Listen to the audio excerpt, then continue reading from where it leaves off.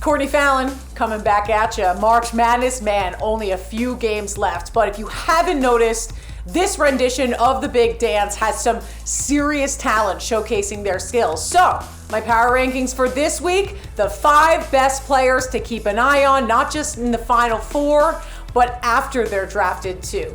Number 5, Quinton Grimes, All-American guard out of Houston. Listen, right now, his draft fortunes are pretty much unknown. Some mock drafts have him going in the first, some in the late second, but while where he goes in the draft right now is uncertain, his talent is solid. Grimes is a baller. He averaged 18 points this year, leading the Cougars in scoring. He plays incredible defense, and with his three-point shooting ability, athleticism, and leadership, that is the exact type of player who can serve as a valuable sixth man at the NBA level. At number 4, it's a wild card here, guys. Just prepping you. Johnny Juzang, shooting guard out of UCLA. Listen, this is pretty unconventional. I understand that most mock drafts list no UCLA players leaving school and entering the draft, but the reality is they proved their run to the Final Four was legit, and UCLA has some absolute ballers. Juzang shoots the lights out. He's a 6'6" transfer from Kentucky. He's been hobbled with an ankle injury nearly all of March Madness, but when his team needed him the most, he gutted it out. And yeah, he lit up Michigan for 28 points and carried this Bruins team to the Final Four.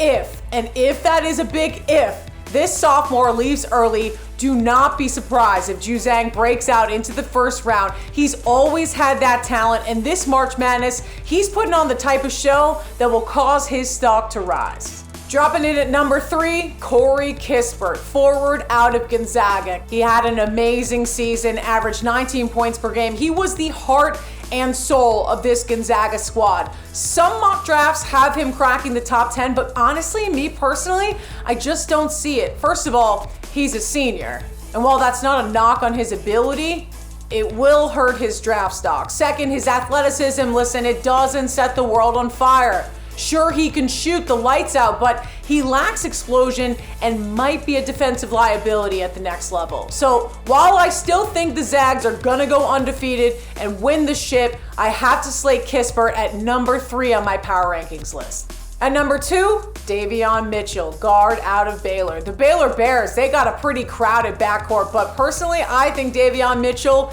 is the best of the bunch. At 6'2", he isn't as tall as Jalen Suggs, Moses Moody, or Cade Cunningham, but what he lacks in size, he makes up for in tenacity. He has quick hands on defense, he can shoot the lights out, and he's got excellent vision, which I love. Mitchell is a junior, coupled with his relative lack of size, he may slip out of the top 15 in the draft, but he's polished. I see him making an undersized 1 or 2 guard who can make an impact at the next level. And at number 1 to cap off this list, who's surprised? No one. Jalen Suggs, point guard out of Gonzaga. Suggs has shown his class this tournament. In the Elite 8, he put up 18 points, 10 rebounds, and 8 assists. He thrives on a big stage. He also has the number 1 attribute I look for in NBA point guard talent. He makes everyone around him look better. He can shoot threes, he's got decent size at 6'4", and just ridiculous handles.